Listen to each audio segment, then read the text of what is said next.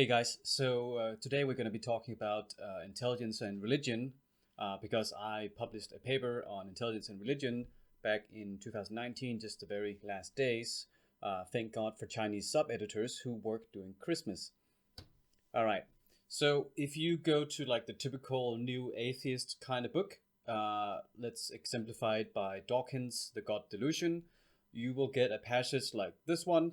I'm not going to read it out, but it basically says scientists don't believe much in God.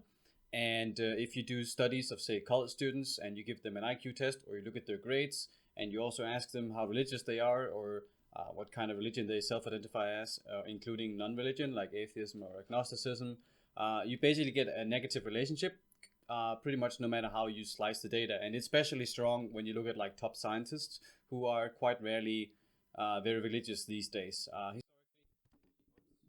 Historically, maybe yes, but not these days.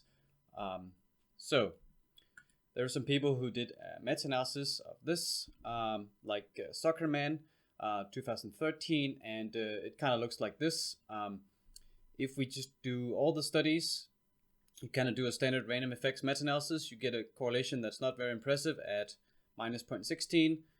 If you ignore the studies that use school grades, GPAs, grade point average, then the correlation is a bit stronger, and it kind of basically it's fairly weak relationship in this way. However, a lot of this is actually due to over-reliance on college samples, and as everybody knows, college samples are self-selected for various traits, including, of course, intelligence, since most people don't go to college, at least not yet. And especially in these older studies, it's before the mass university uptake, so to say. So the non-college samples have a somewhat stronger correlation of 23 here, 0.23. We're going to ignore these fixed effects because you should basically never use that. The pre-college samples have quite small relationship, which is interesting and could indicate a problem, but let's not look into that now. If you convert this this correlation to a gap size between the religious and the non-religious, you get somewhere between 4 IQ or 8 IQ, depending on which study or whether you correct for range restriction and this sort of thing. So that's the results in the Zuckerman who looked over a bunch of studies. There's also the book that Ed Dutton wrote in 2014 that covers a lot of this stuff too and gives his like evolutionary take on why it is that that this relationship is there and why religion is good for you and so on. So this is our new study, intelligence and religiosity among dating site users, and it's yet another study based on the OkCupid dataset, which we've been using for a while. The cool thing about this study is, of course, it's massive sample size of almost 70,000. It's a bit a lot of it is misleading because quite a few thousand of people in this sample actually replied or answered almost no questions, so they're not very useful. But like you can often get an effective sample size of 30,000, maybe 40,000, or even 20,000 if you need a lot of variables, which is quite large. A lot of people are not too familiar with OkCupid, so it's worth summarizing. The OkCupid was a popular, I mean it still exists, but it's just not popular anymore because it sucks now. And it's kind of a pre-Tinder dating site. It also works on the phone, of course. Which matches users up by letting you answer a bunch of user-generated questions, mostly. The people who ran the site did make a few, maybe 100 of their own questions, and then they just let people make their own questions. So the site has thousands of questions, and they're shown in the order of how many other people answered them, which means that they basically always get shown in the same order, at least by default. And it was been running for, I don't really know, since 2005 or something. But in any case, around 2014, 2012, that's when it was kind of at its peak before Tinder got popular. And there was probably millions of people, maybe a million active users or so. And many of these users would answer hundreds of questions or even thousands of questions in order to be better matched with other people. And so, of course, you can lie on the match questions, which there's that famous math genius hacks OkCupid story, if you Google it.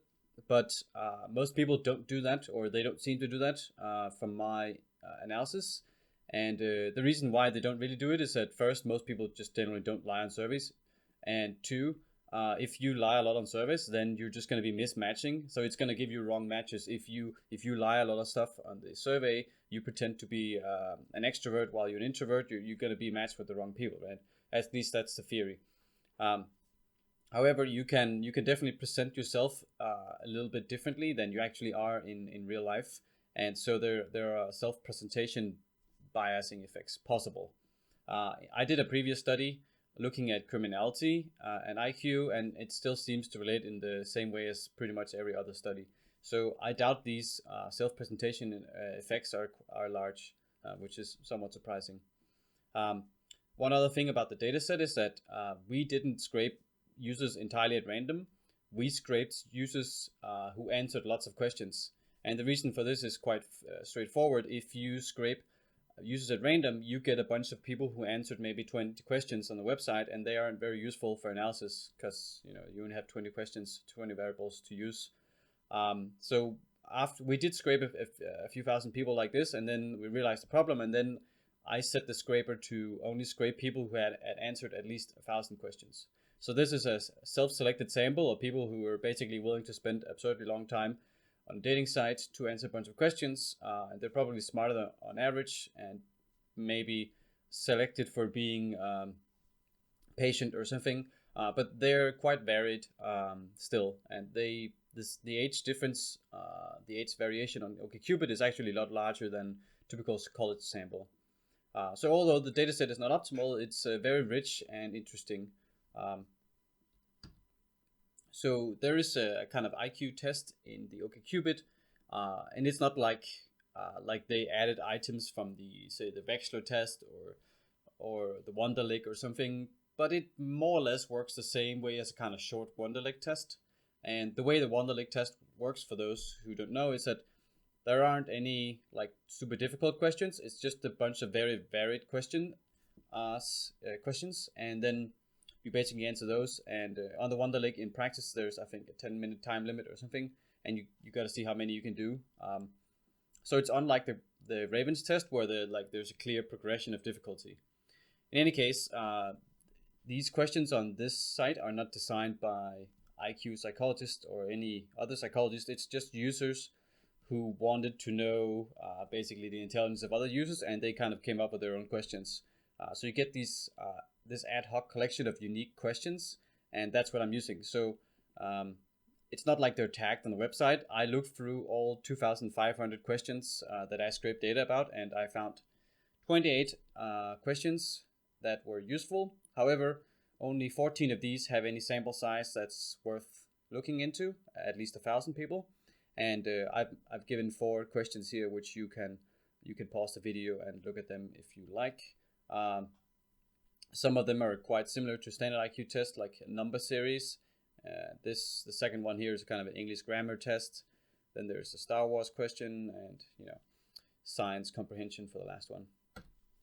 If you do an IRT, item response theory analysis of this, what you get on the y-axis here is kind of not the G loading of the item, but a similar metric, and you basically want a higher y value here. And you can see that all the items have some utility, which is to say that their G loading is above 0. The placement on the x-axis here is where the item is most informative, which relates to the difficulty. And so we can see that most of the items are kind of in the left side over here, which means that the items tend to be too easy, which is to say that most people get these items right, and we lack ability to distinguish between people who are 2 standard deviations above the average in this sample, right? If you plot the scores of people estimated by IRT, then you get this quasi-normal looking distribution. A lot of people did not actually answer all 14 items, they only answered, say, 7 or 10 or even 5 or even 1. And so when you do analysis, you probably want to exclude people that only answered, say, 2 IQ items test, because you can't really estimate someone's IQ precisely from only 2 items. Even using 14 items is somewhat, quite limited, and will give you a bunch of measurement error. So in this paper that we published, I limited to 5 items at least. So the people we were using in the study answered 5 to 14 items. And so what we were interested in the study is we wanted to replicate the typical IQ religion link, but we also had this extra thing of the website is that not only could you can select in your profile which religion or religious group you belong to, you can also say how serious you are about it. And so what we see here is that the typical pattern is that atheists or non-religious people are smarter than average, and Jews are also smarter than average. But we also see that within every religious group, that's all these, we see that the more serious people, that's the green, they're less smart than the least serious people in every group. Which makes sense, right? You go from being very devout religious person, and you kind of become less serious about it, and eventually you just stop believing altogether. So there's kind of within every religion, there's kind of a path towards atheism. But if you look inside the non-religious groups, you see kind of either no relationship between how serious you are, or kind of opposite relationship within agnosticism, which is to say that this pattern does not exist within these groups, which is interesting. There's almost a positive relationship, but it's not significant even with this massive sample size. So that's kind of the main result. Some of these bars are low. Say the Islam one is low, of course, because it's also not white people who answered this. This plot is based on all the data. We did analyze this as well by limited to white people in US, and you get materially the same result, except that you can't really plot stuff like Hinduism, because this dataset doesn't have enough white Hindus in the US to really do a plot like this. If you do regression models, we're basically asking the question, so we see that for religion there is a relationship between with atheism and religion, and in this case we've actually scored religion as a factor score based on a few questions asking about how serious people are about religion. I think it's 5 questions. And you see that if you take the factor score and you relate it to IQ, you get a standardized beta of -3, which is quite strong for this sort of thing. But maybe you say, maybe it's just because that older people in the sample are smarter, so there's an age confound. So we add age as a covariate, but the relationship doesn't really change. Okay, so what if we add sex and sexual orientation to it? It doesn't change. It's still a -0.3. What if we add a control for which race you are? Okay, it drops to 27. And what if we add a control for which country you're in? Remember, OkCupid is a worldwide dataset in theory, but mostly it's the Anglosphere and some West Europeans who used it. If we do add controls for country state, which is down here, so the way the data is coded is that for the US states are present in the dataset, and the Canadian, I think they're called provinces, they're also coded as each of these. And for every other country, there's just the country. So no subnational limits for those.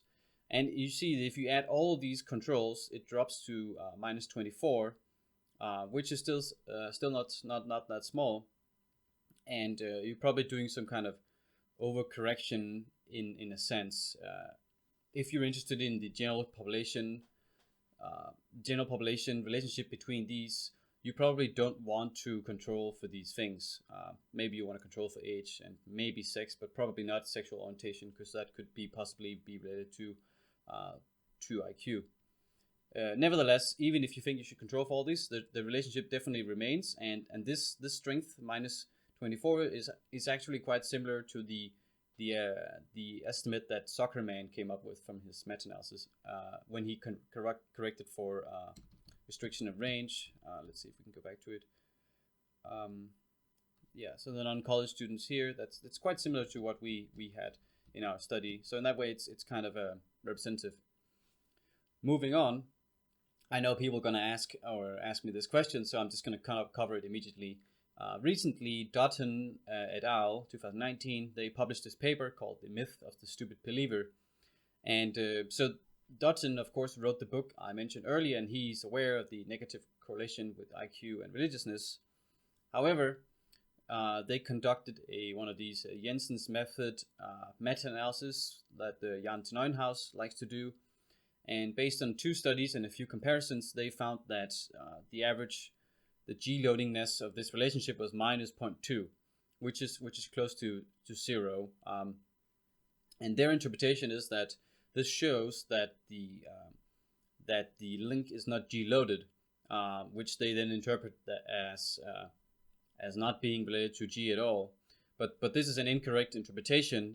The way that the Jensen's method works, if you actually look at it and do some simulations, which is that if you get a value of 1, it basically means that all the variation you see in the subtests related to the whatever it is that you're relating to, in this case, religious people or the religious people atheism gap or religiousness measured as a kind of continuous variable.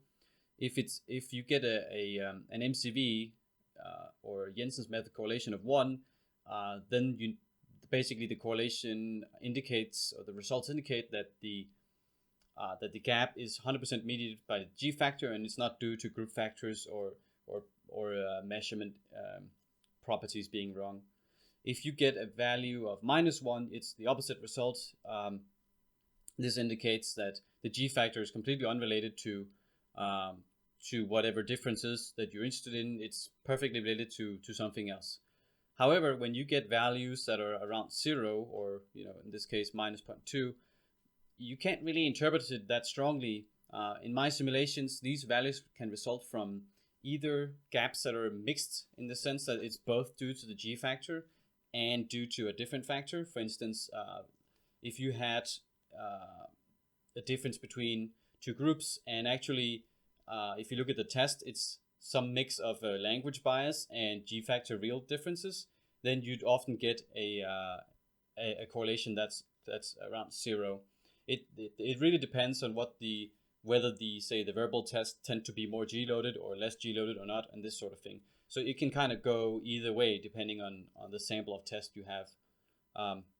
So actually the interpretation in the paper is wrong. Furthermore, the study is actually completely underpowered and would not really, even if it was really G-loaded, they couldn't really tell because of the way data they have.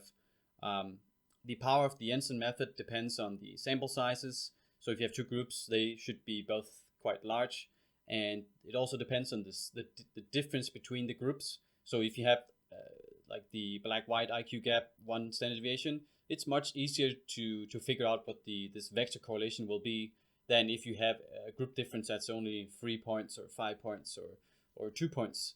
And also it depends on how many tests you have and how much they vary in G-loadedness.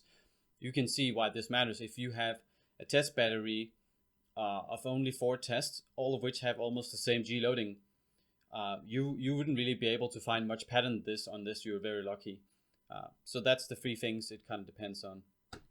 If we look at their table of results, we can see that they actually have only 2 studies they have data from, and one of them contributes 6 data points where they compare various groups.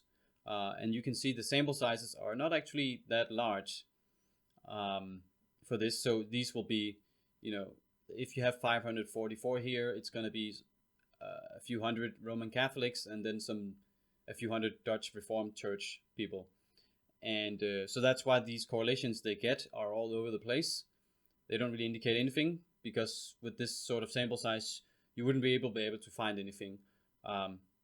If you check the actual group means in their study, they're mentioned down here. So you see the Roman Catholics are at, say, 98 IQ, and the non-members are 104 maybe. So you get 6 points in the largest gap maybe. So that would be this one, which actually shows quite large, sort of large negative, but there's only 10 top subtest again, so I wouldn't really make much out of this. I'm surprised they didn't use the NLSY, so the projectile talent datasets. These are public, so you could just have downloaded these and done calculated your own G loadings and the group difference. So I don't know why they didn't do that, but apparently they didn't. The references are given here as usual, and of course, if you want more of this shit, then basically you know what to do. All right, see you.